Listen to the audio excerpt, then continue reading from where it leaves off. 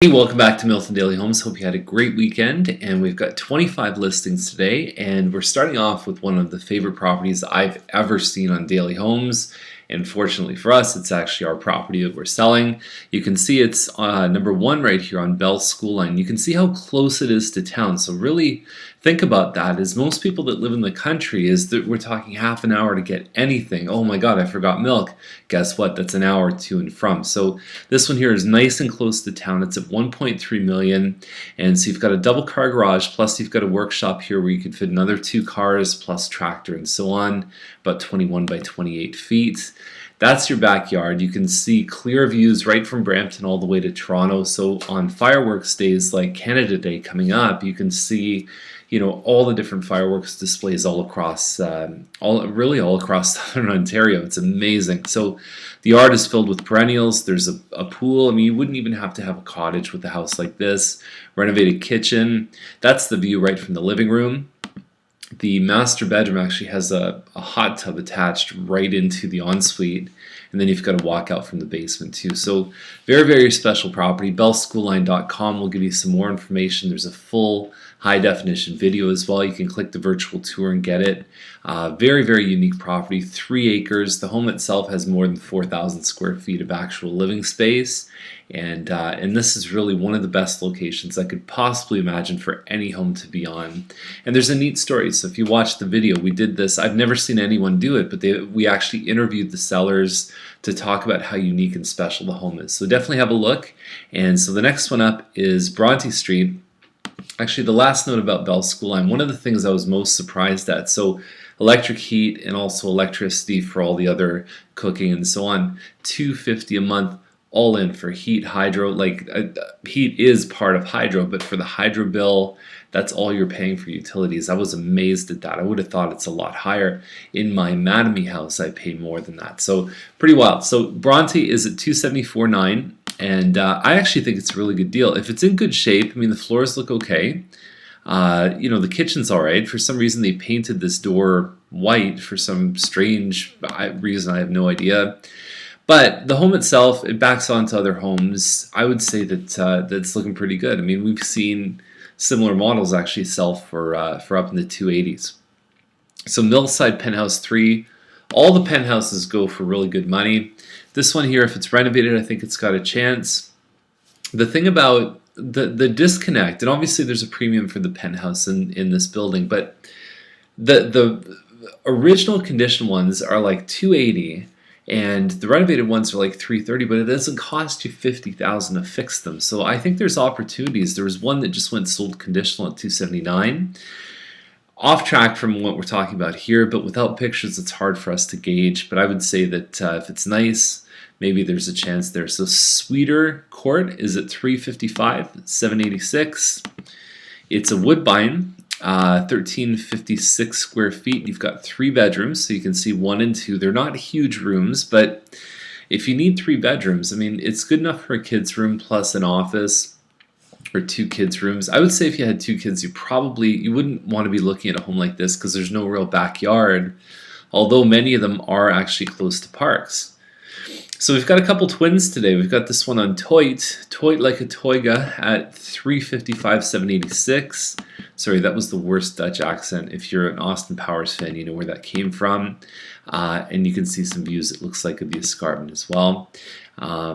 We've got this one on Barclay at $357. It's a Bryant model, 1235 square feet. They've got hardwood in the front. They've got carpet in the family room. And then they have, actually it was an upgrade to do ceramics, believe it or not, when these homes were built. So Mattamy had this as a vinyl floor basic model. So it's pretty easy to fix that, even if you wanted to put vinyl. A lot of people are against vinyl because they say it looks cheap. There's a lot of vinyl that looks a lot like ceramics, and the cost is less, and some people even find it a little bit warmer and a little bit more durable if you drop something. So a little bit more basic. What they did do, actually, that we don't see a lot, is they upgraded the ensuite. So you've got a separate soaker tub and a shower. Most of the time what you're seeing is just the shower and tub together on these models. Home itself is probably about 9 years old. There's only the 1 bathroom upstairs and there's no finished basement. I'd be surprised if they got $357 for this.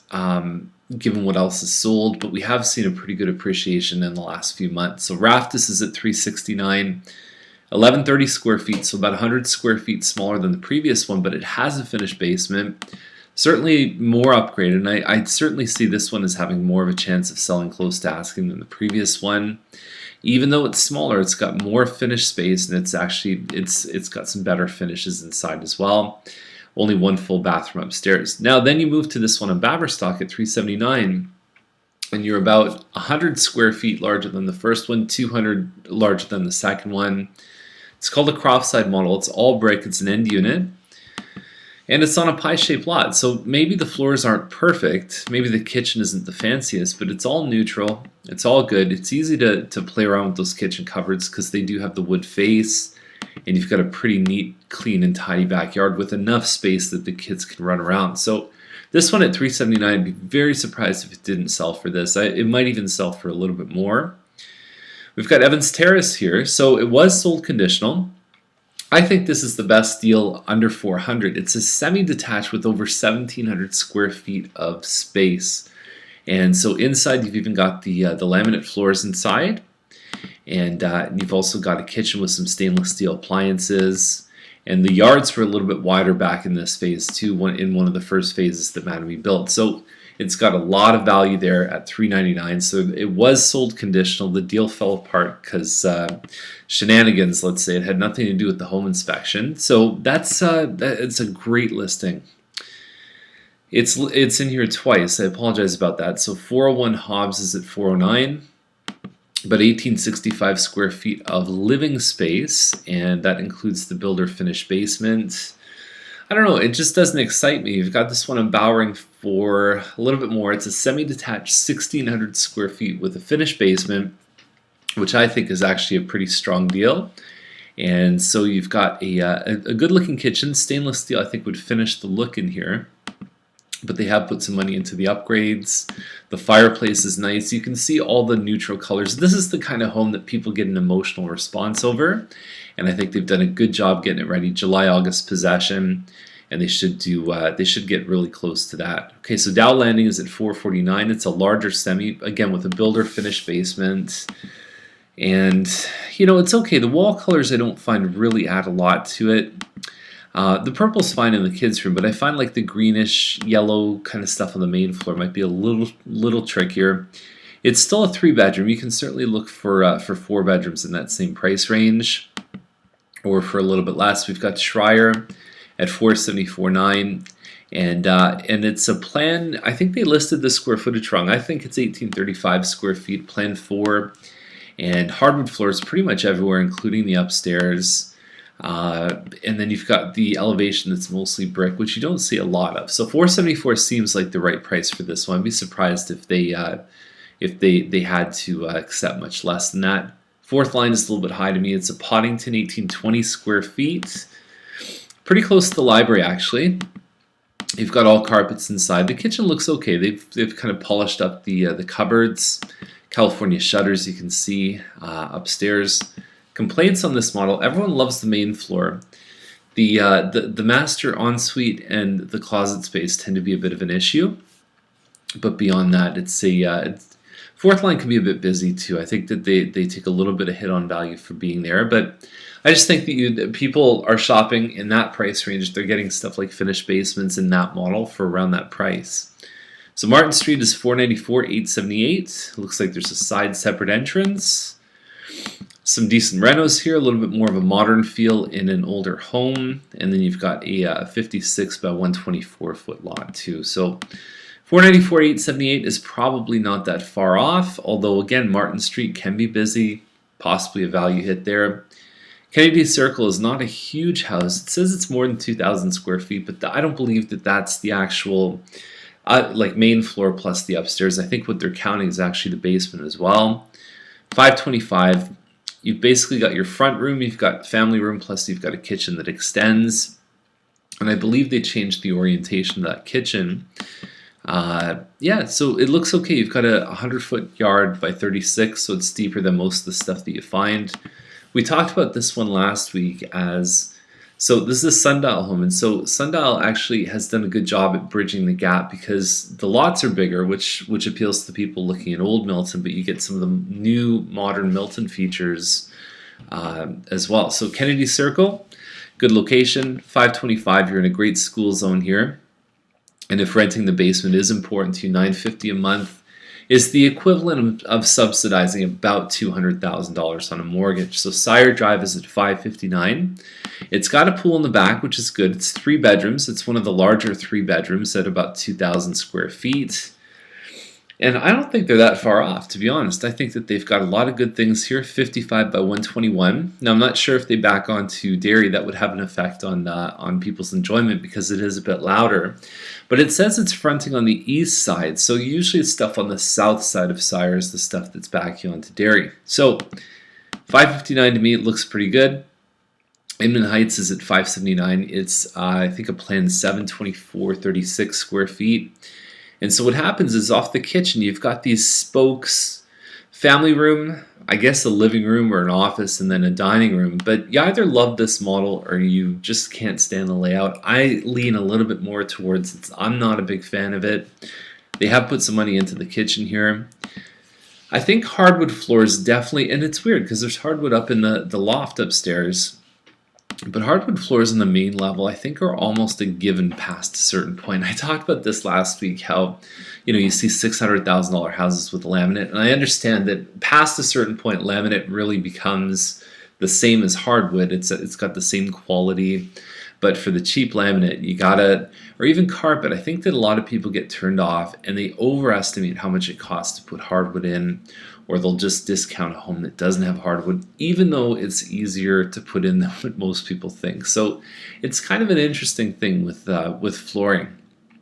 Again, very simple to do, not that expensive, but people always tend to skip listings or say, no, this isn't. And sellers, here's the other thing, is sellers think, oh, what if I put the wrong color in? Guess what? If you keep it between about a 5 to 8 out of 10 on the darkness scale, you're going to be fine. Okay, so wet loffer is 649.9, walnut model, and just over 2,400 square feet. No appliances, and I think that if someone's looking, they're going to budget again, probably more than what's necessary to put appliances in. I think at 649, these guys are really, really out to lunch. I'd be very, very surprised if they got even close to that. Trudeau is 2,720 square feet at 688. They do have a finished basement, looks like with a separate basement apartment. It's okay. I would say that the model without the finished basement wouldn't go for much more than probably low sixes. McCready is at 699, so you've got a Salisbury model, Fieldgate, 5 bedrooms. You've got 3 washrooms upstairs. I don't know if the kitchen is overly impressive, and there's no finished basement here. So the 5 bedroom might open up the audience, but I really think they missed the mark on price. Drysdale's about 2,800 square feet at 749. And so really for that size, I like the fact that there's the mission style doors, the higher 8-foot doors. They've got some nice upgrades in here. I think most people would expect hardwood for $750. I think that that's almost a given on your main floor. Glass shower. So they've done the upgrades. It would have been a good thing just to finish the look to do hardwood. It would have been a probably a value multiplier for whatever they spent. I would think that they'd at least make their money back, probably double it or more. For that size of home, I mean, typically the nice ones are even going up between $650 and $700. So might have a bit of a tough time there. We've got the row terrace, and the thing about this one, it's got a great size lot, 150 feet, nice and big, but the home itself is less than 2,500 square feet. So you've got a really nice home, you've got a massive lot, but the size might be something that turns people away from a $775 price point. Really model home quality. You've got this one here, and then you've got this one here as well. Neighbor right beside, so it's $789, about $15,000 more. Beautiful homes, right? So this one creeps above the 2,500 square feet, so it is a little bit bigger than the previous one, which is probably the difference in price point, and then you still have a pretty decent sized piece of land. So beautiful homes, Not sure that I mean, you can get a really big home for that price, but you may not get the lot or the quality. So let's see what happens. Very interesting. The move-in model home quality homes always command a premium because it attaches to people emotionally. People don't make decisions logically about buying homes. They make it emotionally, and then they try and back it up with logic. So they'll say something like, wow, honey, imagine all of our friends coming over, but can we afford it, right? So they'll get into this mode where they say, okay, well, now let's go back to the numbers, but it happens after the point where they decide this is the home for me. So that's the list. Bell's School Line, amazing. Go check it out. There's a lot of good heavy hitters in the list. So have a great day. We'll see you tomorrow.